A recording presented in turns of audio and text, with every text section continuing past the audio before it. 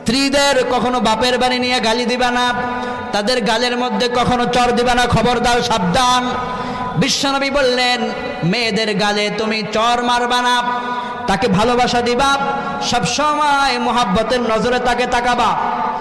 কতটা বছর সে তার বাপের বাড়িতে ছিল, তার বাপের বাড়িতে তার একটা আলাদা বালিশ ছিল, ঘুমাতো। 20টা বছর কাটিয়েছে, 20 বছর সে বাপের খেদমত পেয়েছে, 22 বছর খেদমত পেয়েছে।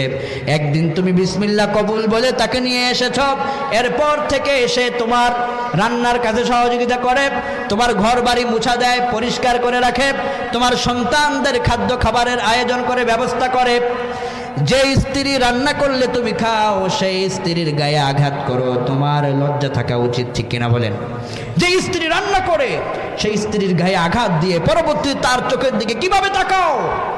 এজন্য বিশ্বনবী বললেন, স্ত্রীরা হলো তোমার